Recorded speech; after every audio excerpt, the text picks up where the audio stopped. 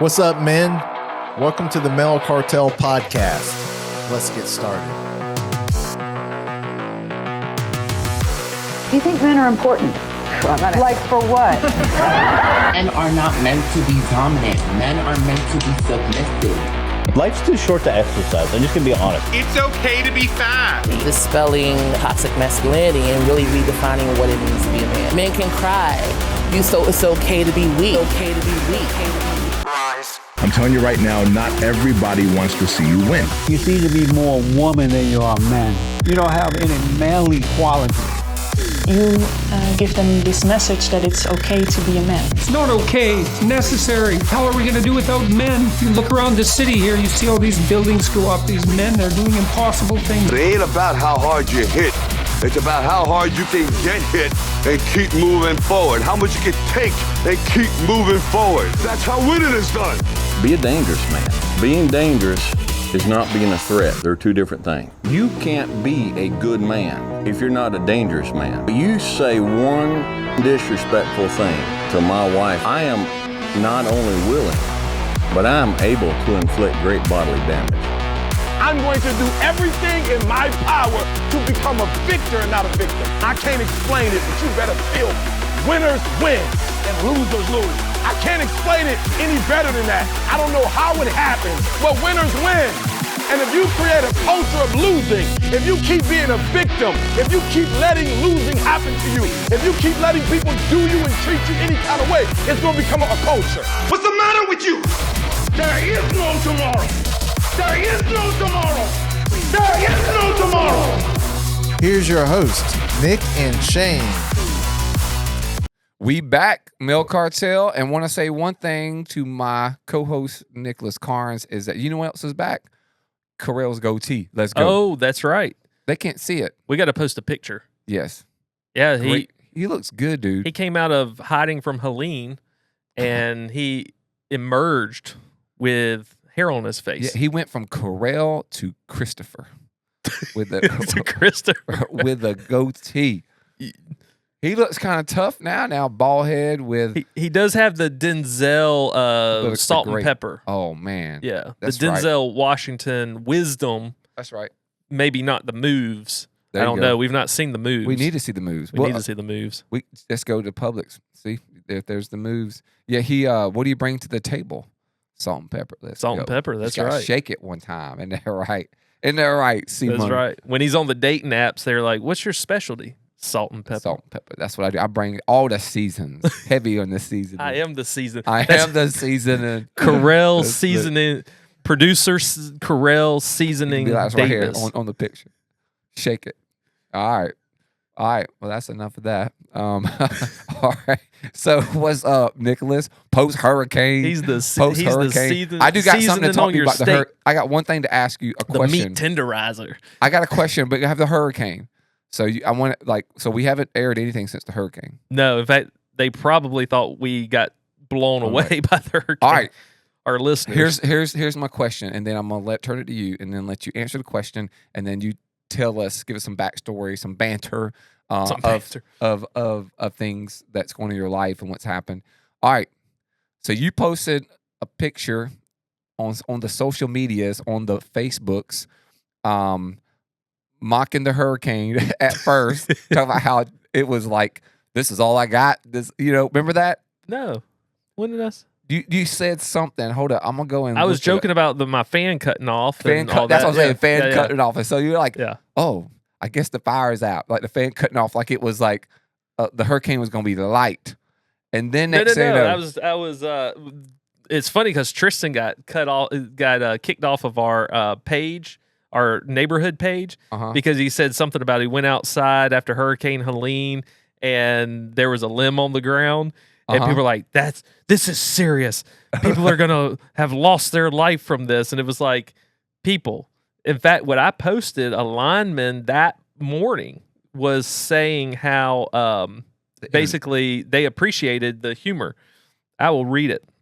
Hold up. I was like, when I saw that, so just so you know, I saw the fan cutting off one because I was up as well. And I was like, Nick, I think the hurricane. I got it right here. You want me to read it? Please do. Okay. Hurricane Helene update 3:47 a.m. I was awakened by the sound of rain beating against the window and warmth in the air. As I came to my senses, I realized we must have lost power briefly, and Helene turned off my fan. Helene made me get out of bed to turn my fan back on. I survived, but barely. I'm available for media requests. All right, I saw that and I was like, Nick, I think you may regret which you don't post and delete or turn off comments like I do. I don't. But I was like, that may not age quickly, because I remember back in the day, if there was a bad storm and it'd blow over somebody's little chair, it's like, whoa, this is like all the damage. Yes, I and I'm posted like, those. I know, and I was like, this may age poorly for Nick. And But now, I got a better one. you got 1,000 cases of water at your church. I got a better one because a little bit less than 2 hours later, about an hour and a half later, it was like 5 something. Hurricane Helene update 5:15 a.m. Yep. Like a bitter ex-wife, Helene returned to the house and took all of the electricity. She left my fan so I could peer into the pitch black room, remembering the love we once had. I'm still alive. I am now available for an interview on The View. Once you've survived one bitter woman, what's another 4 to 5? That's so funny. How many likes and comments you got on that? Not a lot, just about 32 laughs. But see, people's power was going out and stuff, so they were not. That's gold right there, bro. 10 comments. The first one got about 21 comments and about 41 reactions. Dude, the second but it one was in the middle of the gold. night too. People were looking out their window. Then I posted one of the 70 plus mile per hour, or what we thought was 70 plus mile per hour wind gusts. And I'll tell you, I almost went out there. It's hard to see on the video, but the tree was literally like just all being blown in one direction. It looked like it was about to just blow away. And I was going to go out and pretend like Jim Katori guy, you know, how they fight the wind. And then I finally, at 43 years old, finally had 1 ounce of wisdom. All these years of making stupid decisions. And this thought popped in my mind, like all it would take is one branch to blow off that tree and hit me in the head, and I'd either have a brain injury or I would be dead. It'd impale me. You'd be like Brian Hensley at that point. Yeah, bro. so yeah. I was like, yeah, I'm not going to do that. And then Tristan started getting dressed like he was going to go out there. I was like, don't do it. It's not worth it. Not worth the clicks and the likes. And so I chose not to. We only had some few twigs laying in the yard, but yeah, I decided not to do that. And when daylight came, we drove from Gavin did as well. Going out of our neighborhood, the first like quarter of a mile, limb down here or there, till you got to Columbia Road, and it was like a nuclear bomb went off. Yeah. It was like 3 power poles, and then one might be standing, another 4 down. I mean, it was crazy. Yeah, we had to go that way because we were at the hotel. So we had we left at like 7 that morning and went back from the hotel to our house that helped neighbors. And, you know, it was still like drizzling, you know, and wind was still there, but it wasn't that bad at that point. Yeah, we were in the hotel and it was like that. And my wife said, should we go downstairs? I said, if this building crumbles, it's going to fall on top of us. I said, at least you'll be I on would top at of least be everybody. on top of everybody. If it slides off, we make it live. But I'm not the smartest one in the room. But I'm going to tell you, I don't want to be under all this concrete. I want to be on top. Riding the bed down. Right? You're like thinking, hold up.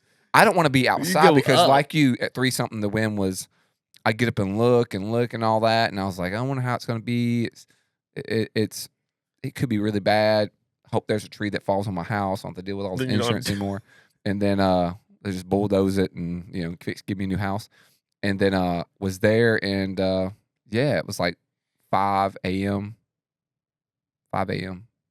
My first thing was like looking out the window and went straight to your Facebook. Wonder what Nick thinks about all this. And that's what I saw. I was like, Nick, this ain't. And next thing I know, it was like I checked back in. And I was like, oh gosh, just looking at everything. And then it was your 15 deal. So what's been up, man? The last several weeks, except for like hogging all the water in Augusta. That actually came. Actually, our episode is sponsored by Grand Springs Premium Spring Water, all the way from Grand Springs Premium Water, somewhere in Virginia. Oh, right there, Alton, Virginia.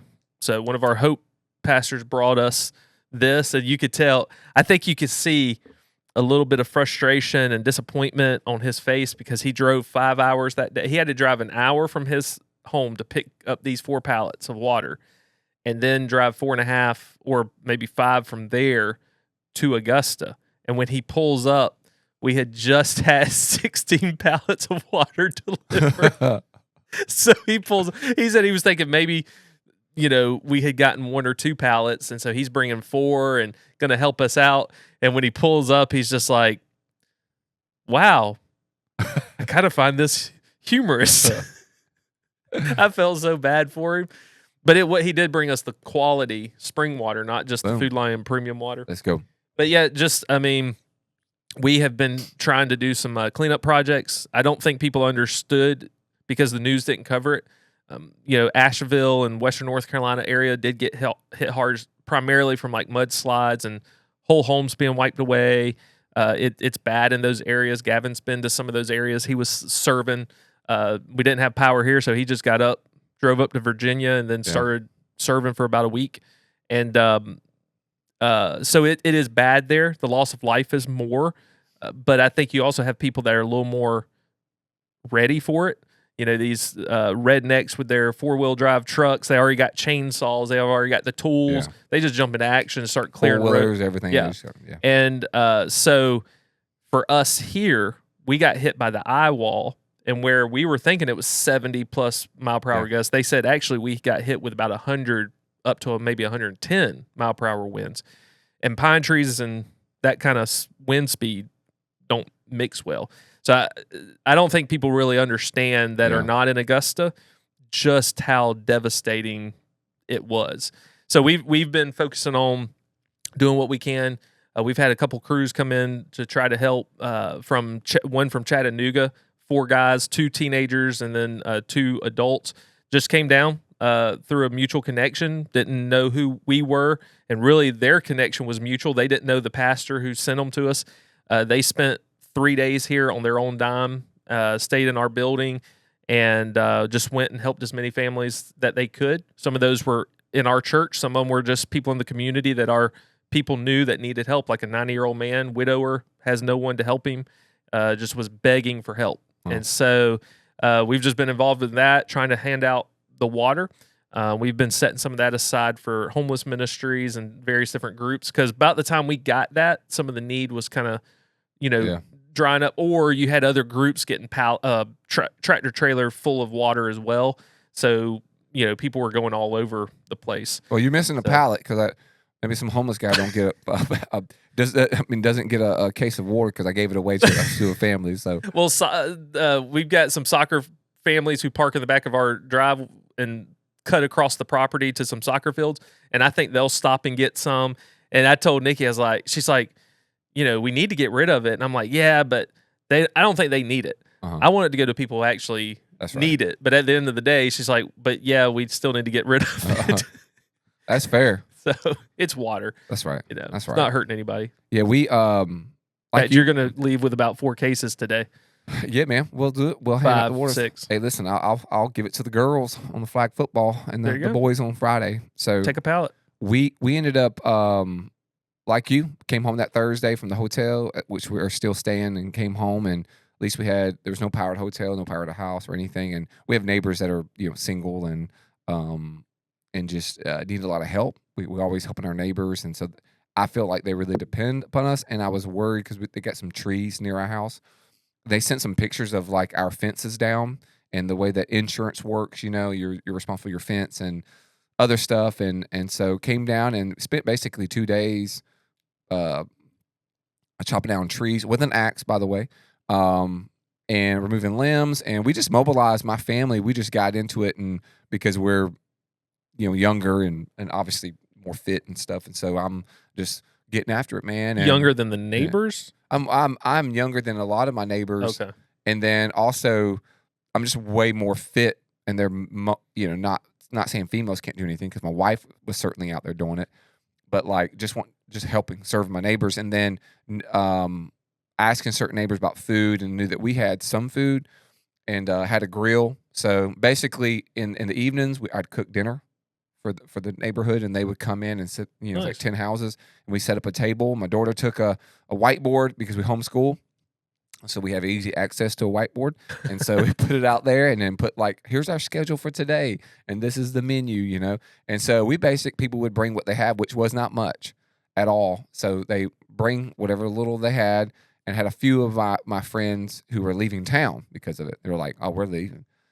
Came by and dropped some meat off and things like that. And so, and then I went to our coach, Brad Powers. He's in North County, so he texted me immediately, was like, hey, bro, your family, what can I do for you? And so he went and got a bunch of food for us, and we met them and got gas and then more propane, and came back, and I cooked hot dogs, hamburgers, and, dude, even went into a store and got mashed potatoes one night and some gravy, instant, you know. And I cooked hamburgers on the grill. Everything was on just a grill that there's no eye on our grill. It's just old raggedy grill that I have. But I made hamburgers with gravy, green beans, mashed potatoes. We have, dude. I was in need. We starved for a week. Dude, I know y'all didn't starve. And so I was like trying to do that. And then during the daytime was our church mobilized immediately crews, you know. And I like to do my own thing. If people don't know me by now, you know that I kind of do my own thing. I don't like to go with the herd, if you will. I like to do Shane's own thing. So I found people who was in need, and then I just showed up, and a couple people from the church who they started after about 3 days, they started serving in the evenings. So they didn't do anything in the morning. They couldn't find jobs or people, or whatever. And because, you know, cell phone service was limited and there was no power and stuff like that. We didn't have a generator or anything. So we had like 7 coolers. So every day I had to go find ice. And I drained the water, put more ice. And I was doing that repetition. Waiting in line for almost 3 hours to get 2 bags of ice. Wow. Early on. It's crazy, man. I was like, man. And a line of about 300 people, man. I mean, it's crazy. What you would do. I mean, it's weird, man. I made me feel really off a little bit. So we ended up serving, and I got poison ivy, bro. I'm cutting down trees, and I cut down 18 trees with an axe, bro, and figured how much. I mean, it was like we just mobilized, and I was telling my family, I was like, you know, one thing about y'all is that because they were feeling like guilt that they weren't out cutting people out, you know, that kind of, I think for at least in our culture, even perhaps church, like our culture kind of got glorified a little bit. Like if you're on a chainsaw crew, cutting people out of houses, like it's just kind of like, you know, as a man, we go, that's cool. Yeah, but I heard some stories of some men that were trying to use chainsaws, or even saw some photos that it's like you have no business using a chainsaw. Or yeah, you know, I heard one story of a guy that I guess wasn't feeling manly enough, so he asked somebody to go get them a chainsaw so that they could have one, and then they didn't know how to operate it and kept having problems with it, and it's just like, you know, it'd be better just do what you can do. Just do what you could do. So for us, we were like, hey, kids, like we need in my head, I just think different systems, you know. I'm like, we've been together long enough to know like hey, we need 3 guys with chainsaws. We need 4 people to pull debris, the limbs from the chainsaw, and pull, younger people can pull that, and the ladies. We need 3 guys pushing logs or put them on a dolly, you know, and so with a group of 12 individuals, you can really make some ground. Versus you don't need everybody pulling brush and there's nobody with chainsaws or axe, or everybody on chainsaws and just cutting stuff and nobody want to talk. The easy part is the chainsaw. Right. I'll be honest with you, that's the easiest. Toting the logs is the hardest. That is just a beast.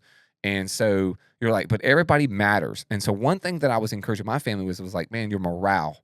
When we walk into any situation, the morale, we got to be the morale boosters. We got to like leave every situation better than we found it, smiling, keeping the morale high. Because right now, in some instances, it's not.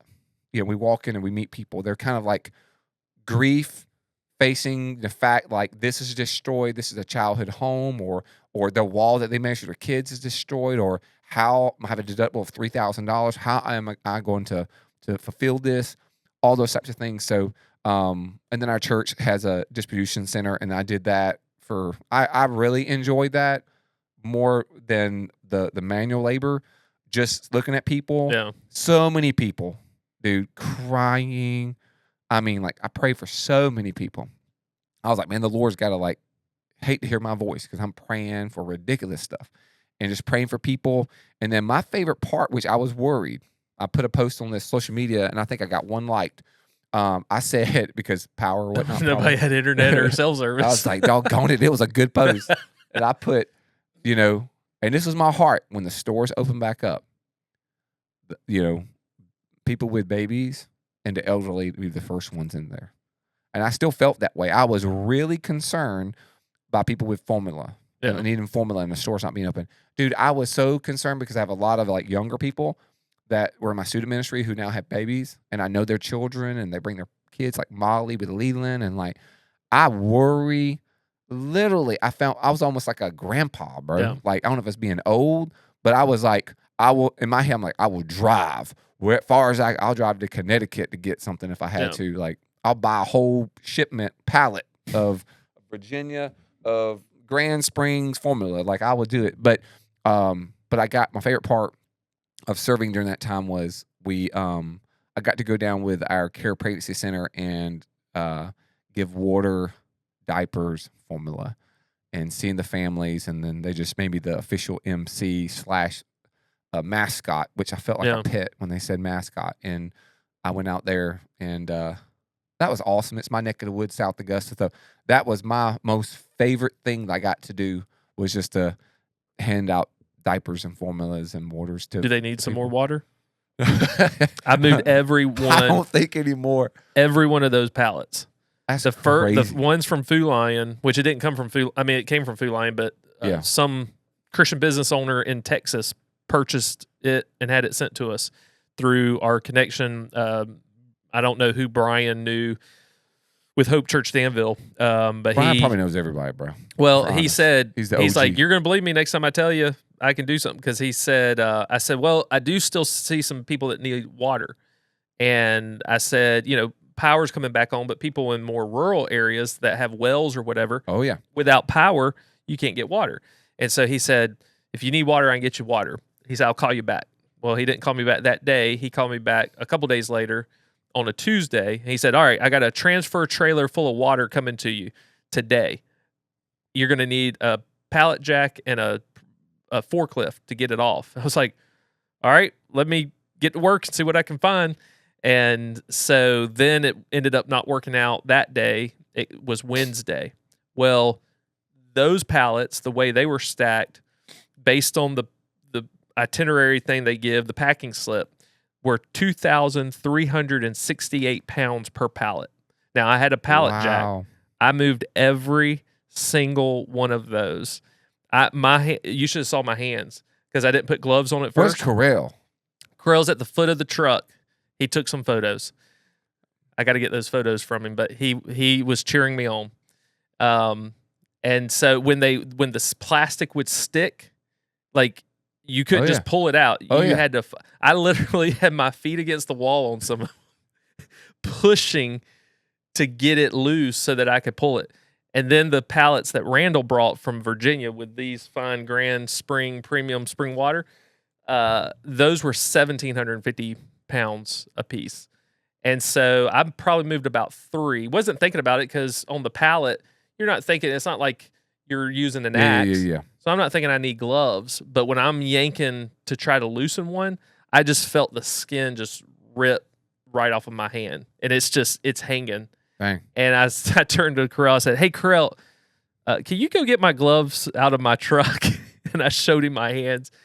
And I had a meeting right after that, right after we got them unloaded, with Ryan, who was on episode, I think, 3. Yeah. Ryan Gill. I said, hey, Ryan, you got a pocket knife? And he took his pocket knife and cut the skin off my Dude, hands. Isn't that awesome? You felt like a man after that. If I get some kind of disease, it's from Ryan's pocket knife. But yeah, and that was the thing. And I know, we were kind of talking about the crisis catching up, but we were also talking about like how to respond in that. And I know that I think one of the things you were saying was just do it. Y'all did a great job with Warren. Multiple days. Having the drive through and people coming through. Wild. You had a great picture. Kind of almost in a twerking position. Yeah, I had to give him a little bit of a show. Makes a Told little you morale, bro. Makes a nice little sticker on the it does make iPhone. a nice But yeah, I mean, it could be as simple as like for us, one of the smartest things that I felt like I did was the first day, after, posting my couple posts, we drove around, everything is closed. Yeah. No power. And so we're looking at, okay, food, feeding our own family, which is, I think, a priority. You want to take care of your family, then serve those who are in need, but you got to take care of your own household as well as a father and all.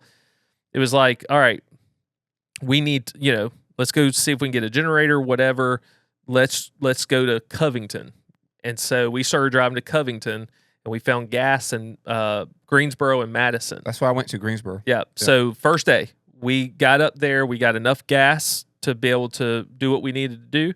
We had a little generator that was available to use, but it wasn't working. Tristan got it working. It pays to have some smart sons. That's right, bro. So he got it running, and so we had enough fuel to get us where we needed to go. So when people were talking about waiting in line for 3 hours, some people were running out of gas sitting in line. It's like, just drive. So the next time we went to Columbia, 45, 50 minutes, and you're not having to wait.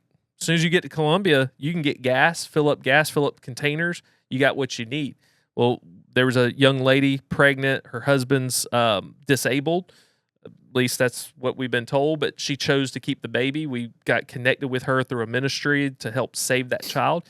And so we wanted to help them. And so we were able to go to Columbia, go right in, get groceries, fill up a buggy full of groceries, and be able to take it to her. So her and her young child that she already had, she has 1 or 2 children, her husband, herself can eat, her baby can be nourished. And so it's a small thing. Now, I'm not saying that, pat myself on the back. I'm saying 100%. That's one person. And so, in the middle of a crisis, you may not be able to go cut down 10 trees or even know how to work a chainsaw and look foolish, doing it. But what can you do 100%. versus just not doing anything? It could be giving money. We have a family in Asheville, belongs to our Hope Church Asheville. They lost everything. They're in the Marion area. They left, had to drive through floodwaters. And their house has been condemned. Their furniture, their clothing, they have absolutely nothing but their vehicle. So we're going to start talking to Christian business owners, our churches, and for probably about $50,000, we've already arranged for them to, a trailer company who's going to sell a trailer at 50% of the cost, septic tank, well, like it's all mapped out. And so it could be that people, it's like, hey, I physically can't do anything, but I can help somebody get a house that lost their house in North Carolina. Dude. There's something you can do. And I think that's kind of what you were saying with your family. It was just like, let's feed the neighbors. Dude. Oh, dude. So like I felt immediate responsibility, obviously, for my family. Once I got my mind around, think about our house was like it was like a DFAX home. All the walls ripped out, stuff moved everywhere. That was still like that? Yeah, because they stopped everything. And there was no construction. They just did a mitigation, and after the mitigation got finalized with the adjustment, it was like the hurricane happened. So like we were sitting and waiting for a week, no movement. Next thing you know, it all goes to pot. So we went in, and the same time we were like, we did everything we could outside, and then we came inside and worked. And got our house, and dude, it was like it gets dark, and you won't see anything because there's no power. Yeah. So we had in our thought we were like, we have till 7, and we need to eat at 5. So whatever we do, we need to be done. We need to be done by 3. Come inside the house and work in the house a little bit. That's what we need to do because once it gets dark, we can't see anything. Yeah. And so I found our tiki torch in the backyard, and we had all this fluid that we never really used. We never enjoyed it. And then I put tiki torch near the house, and we moved one in the front yard, and then so everybody can sit around and see, dude. And it wound up being awesome with our neighbors. Met people who completely disagree with who they are, how they live, but never had an opportunity to have a conversation with them. Helped to fix their fence. One gentleman was like, he's never used a hammer before. So I helped him get his fence up, and once we did, my family did everybody. Then I worked on my yard. How old is he? He was 27. It's a house in our neighborhood in the cul-de-sac at the very end. We call them the vampires because they have no food. So like the person that's in transition right now, they're I don't know if it's a boy or girl. Goes by boy, but I don't know. I really don't know. They I've only seen them a couple times at dusk. But they ended with up blood dripping down there. It's crazy, man. I'm telling you. So they go and they stood in front of a mirror and I couldn't see them, man. No reflection. They ended up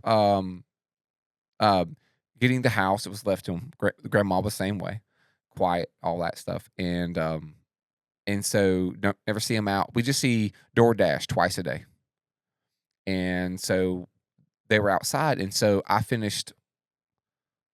got done, and I was like, man, I'm toast right now. But I can't go to my house. Ain't nothing really there.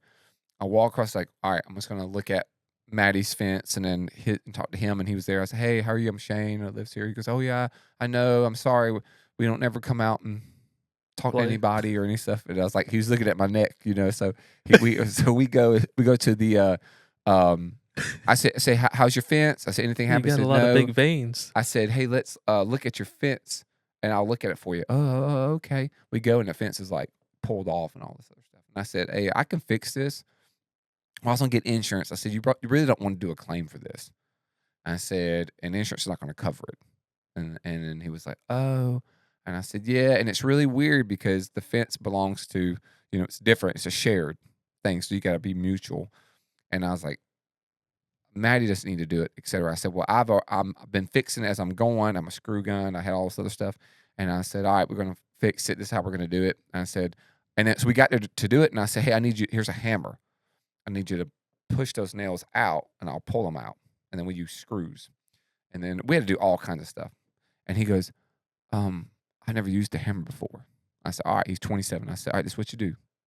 You hold the base, because that's your leverage. And so anyway, we had a good conversation, fixed his fence, all that stuff. And I said, hey, man, you guys got food? You're fine? And he goes, well, we don't have any groceries in the house. So you have nothing? He says, we don't keep anything really in the house. Because sometimes DoorDash. They do DoorDash. And I was like, okay, cool. I said, all right, well, we'll be putting out a schedule. Love you guys to come over for dinner. We'll have all this stuff. He goes, you sure? And I said, yeah. I said, matter of fact, in the morning, we're going to make eggs because Maddie's parents had tons of eggs, have chickens. And so we're going to do eggs. I got plenty of bacon. So we do bacon and eggs. That's what we're going to do. We got nothing else.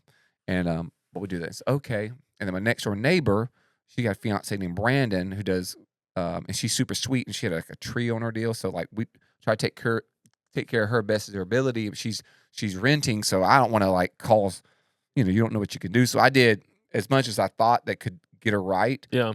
And then we share a fence together. So I got the fence corrected, but I was like, you probably need to get your person that you rent from, like the landlord, they need to look at it. We helped her out, but her soon-to-be husband, Brandon's a real quiet guy, but good guy. And he told me that he started listening to our podcast. I don't know if I told you that. No. I told you this? No. Yeah. He was like, hey, he was snooping on something. So Brandon, if you're listening, he said that he was looking on the Facebook and saw my picture popped up and then all that. And he's like, I think I know them. And then he looked down and it was Male Cartel. Nice. And he was just, he started from ground zero, man. He's like 20-something episodes in. Dude, it was awesome. It was a really phenomenal, like, we really like them.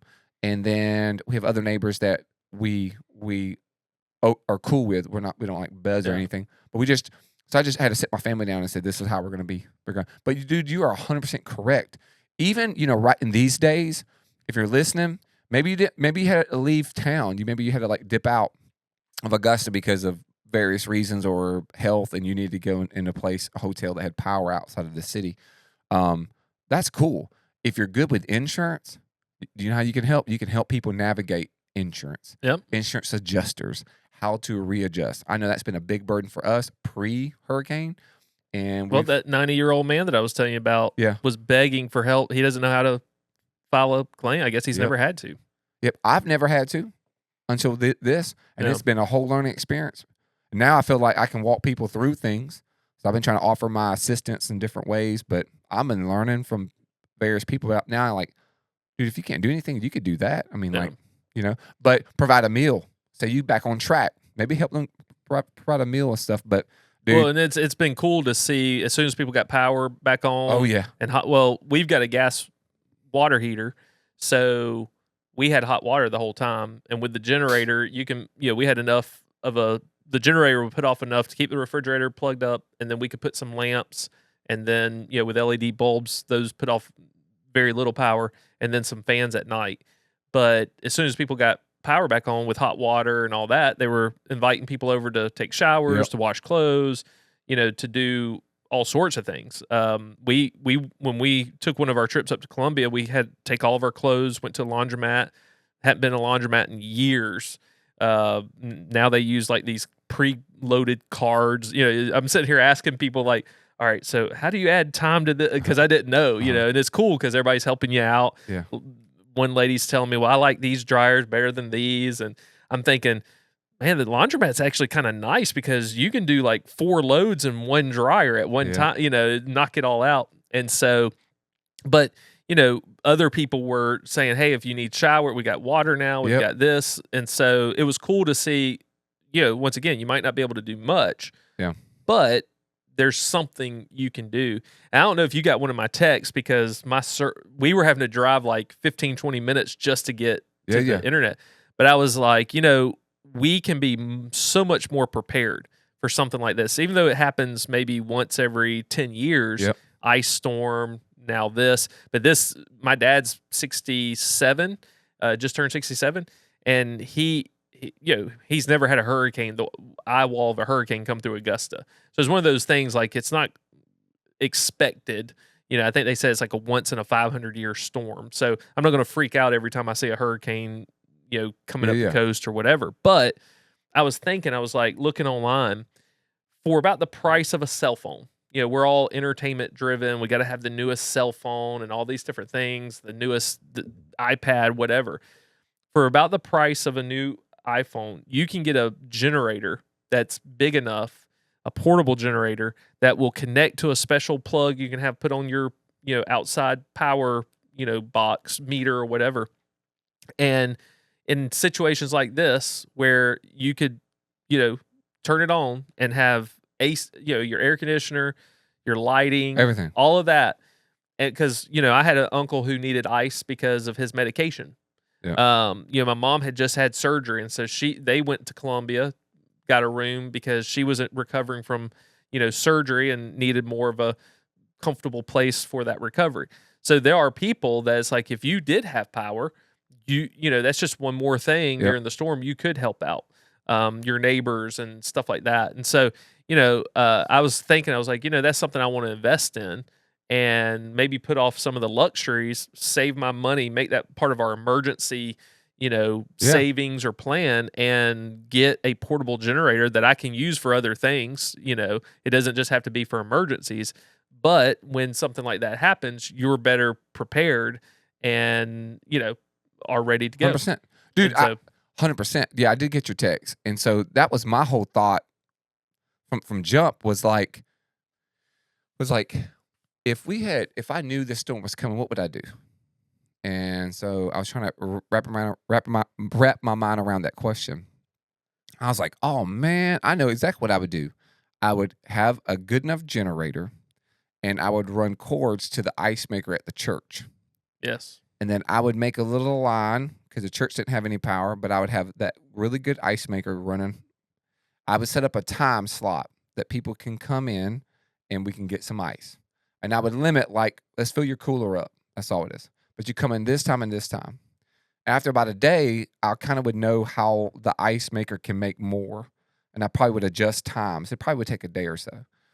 So in my head, I was like, I would do that. Then I would set up charging stations for people's phones. So they don't have to worry about their phone going out. That was a rough thing for us to know, like, whatever that was. And so I'd set up a whole like charging station, and that we can have that for people, and then even a place where we could hook a large fan up if it was hot, because one of the days was kind of steamy, and then a couple of chairs, and so where people would just, hey, listen, come have a seat. You need to cool off. You need to disconnect, charge your phone up, whatever you need to do, and then but let them know like this is for an hour. We're going to let somebody else. If there's no line, you're welcome to stay. But also create an avenue where people can come and get ice, and then let that be a hub, like with water as well, and have a couple of tents and just open up for people at certain times of the day. Like in the morning, we're going to do this, and in the afternoon, we're going to do this. And I was like, man, if you had that's what I would do. Yeah. If I had a generator, it wouldn't have been at my house. That's not saying anybody else, but I felt like we got to where we created a system and it was fine. At night it was fairly miserable, but it was nothing that I didn't grow up in. I mean, it was like I didn't have a problem with it. My family did a little bit, but I didn't have a problem with it. But the thing that bothered me the most that was the phone, because I would leave and I'd be helping people, and my family staying at the house. I'd get a little nervous because we lost 17 trees behind our house. And our house is not, our backyard's not very big.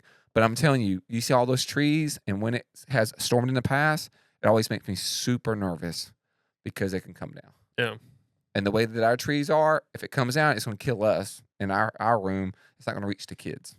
So like we'll be the ones that die because it's on our side. But still, though, it just makes me nervous if something did happen, or if my kids got bit by a snake, because now it's like things are happening with the trees or the forest, Like those mosquitoes. Did you see them? Bro, yeah, like a hummingbird. Huge. So crazy. Anywho, but yeah, it's crazy. I think y'all should do that though in your neighborhood. Oh, dude. Once a month. What? Have since y'all started that, like once a month, like a cookout in the cul-de-sac. So check this out. So my neighbor, she ain't ever going to listen to this. Shane Dash. She came over, my two neighbors, 3 doors down, 4 doors down, whatever it is, trying to give me money. And I said, nope, you can't steal my blessing, bro. And then I see you trying to steal that blessing from me. This is us. So a friend of mine had and provided she's like, the food. God wanted me to bless you. They were all like, and I was like, your money's no good. Here, this is what we want to do. So they started crying, whatever. To not, tear it up and then talk to my wife. Anyways, but across the street, our very hard up, like atheist woman who loves my family, built more equity with her. And she was like, y'all done start something. Y'all done started it. And if anybody could start anything and change the neighborhood, we know that it's going to be the Pagets. And so I've been talking to everybody, which does not surprise me, that we're going to do this, and we need to do this once a week. Once a week, we need to set up right in your yard, and we need to. And dude, I bring up crazy stuff like, hey, since everybody's sitting around, let's talk about this. Like, tell me one job that you had that would surprise everybody that's out here, like 20 of us, and stuff like that. And anyway, she approached Dinah about that. So I'm hoping we can, like, we when the power came back on the hotel, we went to the hotel at night. And we still came home during the day. Yeah. And now we've been coming home. Dinah's been doing school at the house every single day, so the neighbors can see us. Like, we can't leave them. Like, even if everything is like crazy. Yeah. But you said something earlier, and I believe it's the truth. It is when you do acts of kindness or whatever you want to label it. There's no. You shouldn't get recognition for something you should already be doing. I don't think there's I think that I will get pats on the back and say, man, you did a great job. You did this right here. But honestly, this is what we're supposed to be doing. Yeah. Helping each other out. So you're just doing what you're supposed to do. Like, I don't look at the things that we did as like, man, like, look at us. Am I going, now we supposed to? Matter of fact, I felt like we didn't do enough in a lot of situations. I think that's what Francis Chan and Vodi Bakum and some of those guys talk about, that in guys who just are following Jesus the way that Bible calls them. That's and it's right. like, oh, you need to go to seminary and you need to become a pastor. And it's like, maybe they're just doing what the Bible. It doesn't mean they've got to become a pastor. 100%, dude. You know, if God calls you to become a pastor, great. But, you know, we look at them as being such spiritual giants. Yeah. And it's like, no, they're just a biblical Christian. All right, so you look at Jacob. Remember Jacob, one of our listeners? Jacob, I was going to bring him up. So Jacob and another friend of ours named Darren. And so Jacob goes and get mobilized. You probably don't even know this. I know. I saw what he posted about him going up to Western North Carolina. Before that, though, when the first thing happened, the bottom fell out. First thing he did was he got his family right, and he went, knocked on all the doors of all that he knew of the men in the neighborhood. It's pretty cool. And he goes and knocks on them, and he's like, "Hey, we got to take care of our neighbors. That's what we're gonna do as men." And mobilizes all the men. Now he ain't gonna say this or anything like this, but he mobilized all the men, create a structure, a system, and even a patrol for those who want to come in and loot or even steal gas or siphoning gas and stuff. You loot, we shoot. And so he goes and cuts people out of with a handsaws out of house and stuff. Gets it together and creates all these teams to do it. And that's just Jacob. That's just who he is. Like, he don't even try hard. That's just, he's good at it. Yeah. He goes, mobilizes, and then in his spirit, he sees all the videos, and all of a sudden he's like, I got to do something about that. And with Jacob, he has a set of skills that he's gotten from training in the military. He was a Marine and whatever. And so he goes and was like, I got scuba diving stuff. You know, I have all the guns and all that stuff. And so I show up at the place at a site that we were working on, and basically in his neighborhood. Is it like a black and site? So, off the map? No, it's just a regular job for a family, and they're working in, and so it's the day he's leaving, and so I just say, man, I just appreciate you. He didn't care, and I was like, man, you're doing what in my spirit I want to do, and that I know that I'm capable to do it. But right now I have so much friction because we're staying in this hotel in an uncertain environment that I can't leave my wife and my kids to just random dudes. Yeah. It is not, it's just so much uncertainty that I would be horrified if something did happen. And I said, but you make me very happy because you get to go do this, man. And if anybody's prepared and has God given a set of skills to, it's you. And so he was up there just going to go for 5 days because he had another engagement. He was like, but I can offer those 5 days. Yeah. So he gets it. Dude, he has this whole truck. He showed me everything, all the magazines, the gun. Like, it was like nothing but a bro time. I was like, dude, this is so cool. It's like a real life Rambo. Yeah. So he goes, but you know what? Darren too. Darren went up a day after him to serve and to go with him hiking and try to find stuff. Like, literally, they're just doing what they do. So Brad Powers lived in his neighborhood. And when I was picking up stuff from Brad goes, hey, man, you know, it's so good everybody's coming together. And I was like, yeah. I said, we call this crisis management, man. Like, how are we going to manage the crisis? And he goes, yeah, man. And there's a guy in my neighborhood. And he, from day one, man, we're all on this text thread, this app, Slack, I guess, from this neighborhood. He said, I didn't pull myself off of it, even though we sold the house and moved out of town. And he goes, but there's this guy, and his name is Jacob, and he's been doing. I said, Jacob. He goes, Jacob Dorn. I said, man, I know Jacob, bro. I know Jacob. Jacob's phenomenal. Anyways, it was cool. And then when I got to talk to Jacob, I got to tell him that. And but he's just doing what he does, just like Brad. He's like, hey, man. I said, dude, we're fine. He goes, I'm still going to Costco to get you food.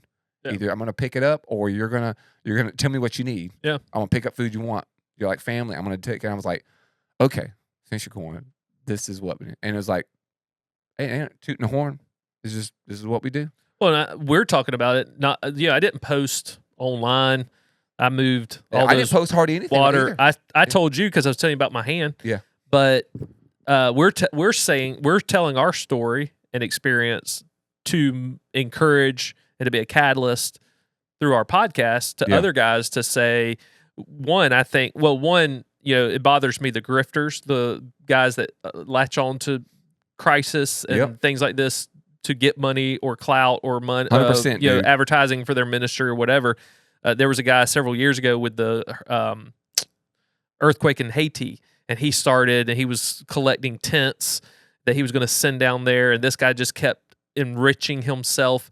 He became this huge podcast guy, and he was on social media and Twitter, and I'm not going to give him name because I'm not going to give him any attention, but he had a controversy several years ago claiming he was a race that he was not, and statistics prove that. But anyway, every crisis he would do these, we're raising money for this, and he only enriched himself. Yeah. And even with other issues, his own people started questioning him, going, all right, where's all this money going, and why, you're living really well, yet I don't know of these organizations getting the money that you're claiming. So those guys bother me.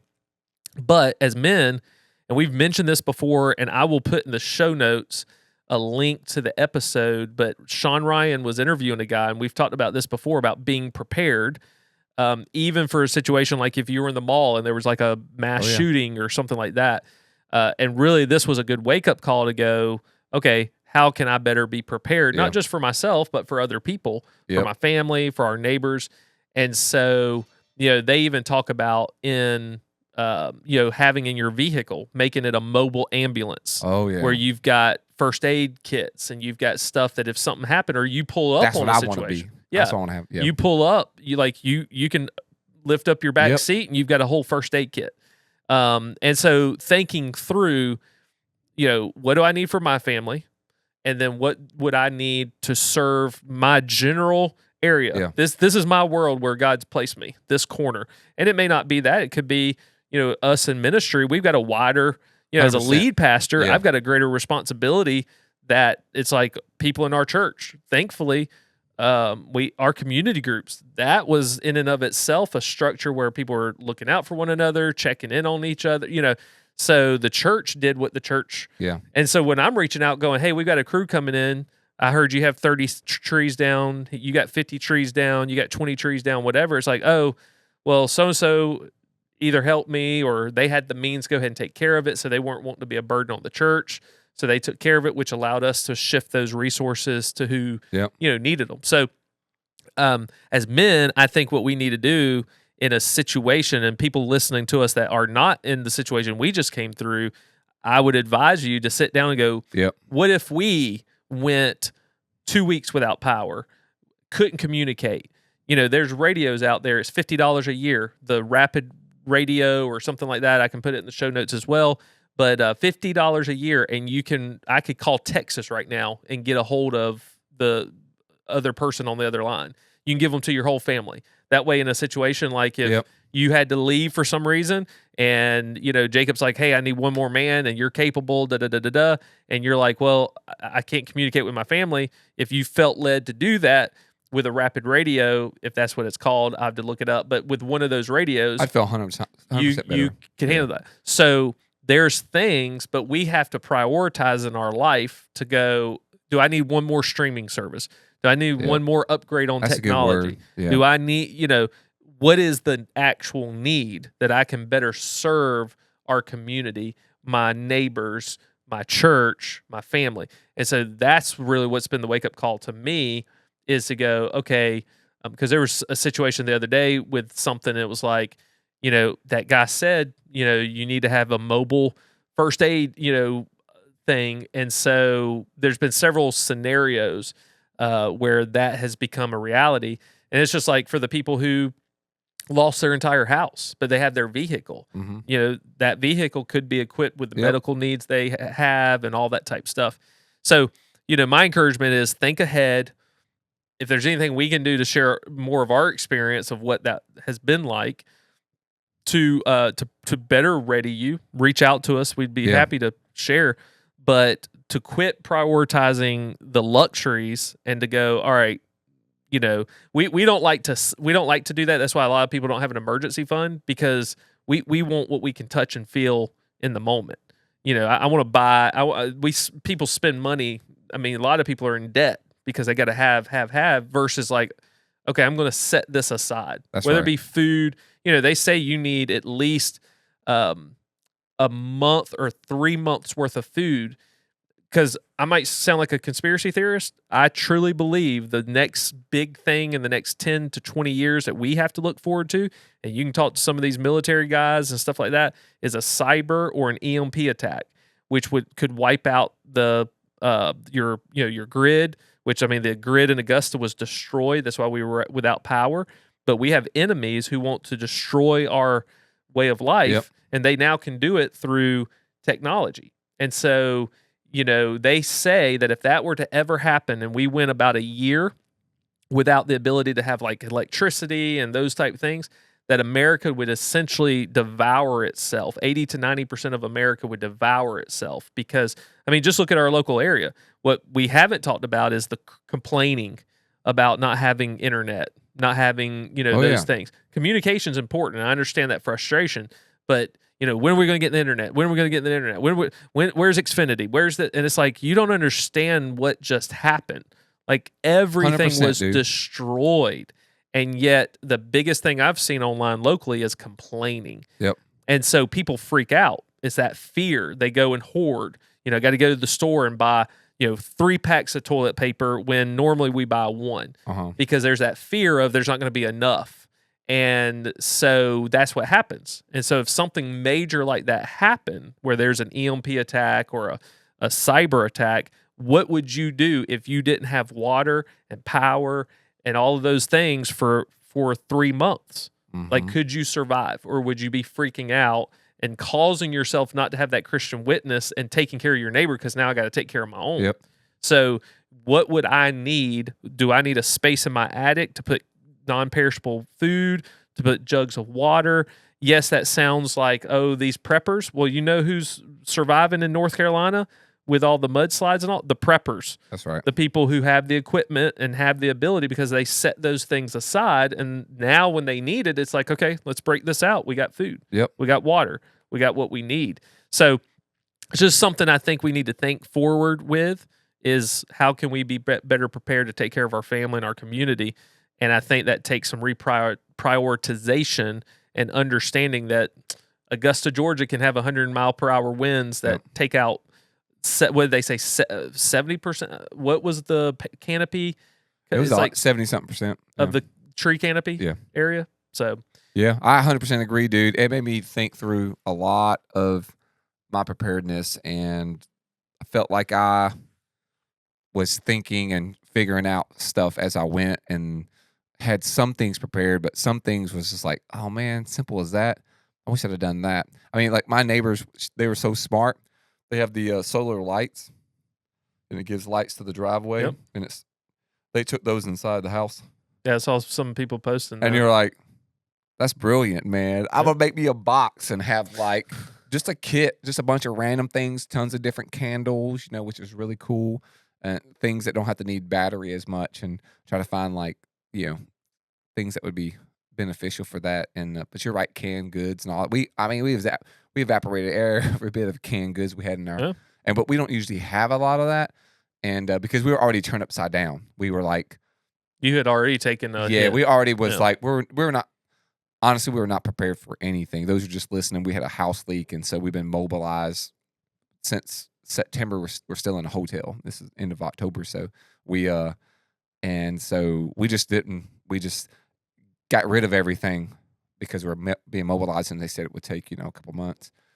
But that's what I love. Like y'all were in your own situation, and yet you're still serving your community.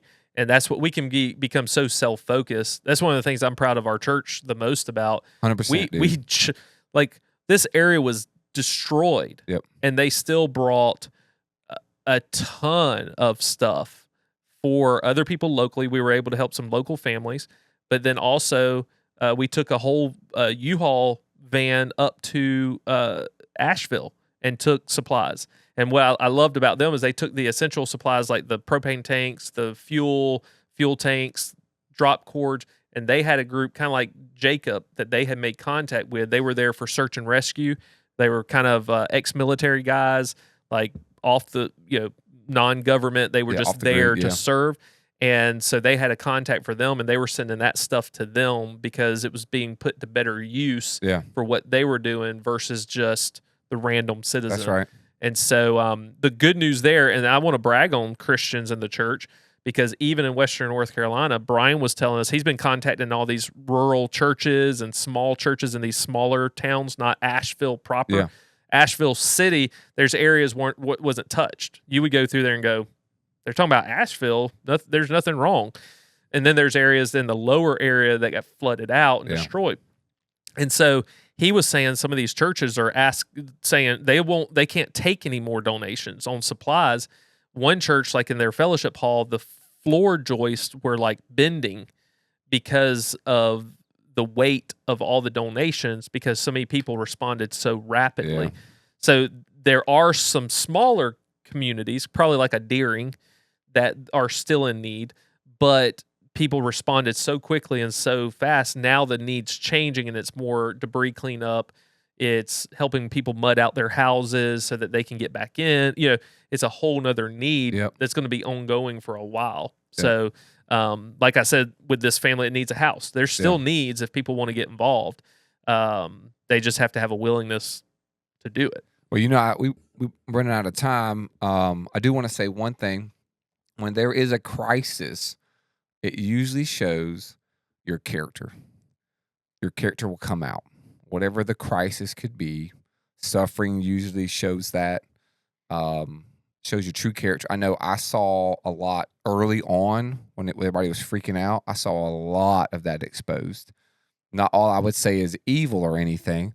I'm just saying that it was not good and it was not beneficial, is what we'd say. But at the same time, I saw a lot of good. And as it progressed, I got to see people who I didn't realize that they were this way, because what their perception is that they're just awesome, but really realized, no, they're just self-focused. And I really didn't see that. And then I didn't notice it maybe, but it revealed it. And then I saw some people who I just go, I'm unsure about them, really shine bright. And you're like, man, that's an awesome dude. I mean, he is phenomenal, and she was phenomenal. And so I like for just the listeners to think about them and think about, like, when the crisis happened, what came out of you, and I think that's not too early to correct. If something came out and you're good, sometimes it's like you're just in a good spot in life right now. Just everything's humming, your marriage or your job and everything. Your mojo is good.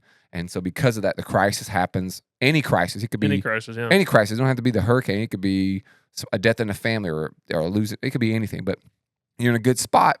Maybe what comes out is positive. But I think that if there is things that you have noticed about yourself, it's never too late to correct. And so if you're going down the wrong road, the smartest and wisest decision is every time is going to be to turn around. So if you're trying to go to Atlanta and you're on I-95, you might want to get on a different road. And so that's just plain logic. So, I feel targeted. Did you do that? No, I feel like because I was complaining about my fan being cut off. Dude, I was like, I wonder.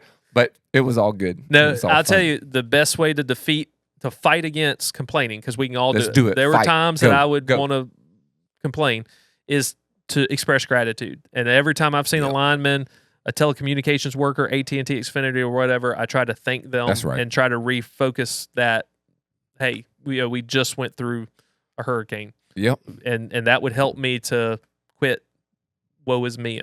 So. I think my woe is me, I think hurricane was like passing grade for me. I think I got an A+. But if you back it up, if you rewind the tape a little bit, me going and letting my dogs out at 3 a.m. at the hotel and, little stuff like that, I was just like by myself, whining in my heart, like literally like having a pity party. I feel like a little boy who pees all over himself. I was like, just like, dude. And I would tell myself, once I come to my senses, I was like, bro, what are you doing, bro? Like, you have a place. Mm-hmm. You're like, bro, you're still living better than you ever had, even as a kid. Why you? And I'm like, yeah, man, you're right. I'm talking to myself, And then it's like, good, you're like, okay, I'm back on track again. That's what I'm saying. Like, I'm trying to teach my kids that same thing. Like, when you start feeling like you're like on track, like you gotta get back on track. But you are 100% gratitude, bro. Yep. It really stems to that. And we're getting this is by the end of the week for by the time this is released, it'll be November. Yep. Yeah. Season of Gratitude. Let's go. No, this one. No? The bonus will. We got a bonus episode That's right, coming. dude. This will be this I'm week. all over the place. Yeah, this will be this week, but Yeah. bonus episode coming It'll next be, week. Yeah, it'll be Thanksgiving. Yep. Thanksgiving.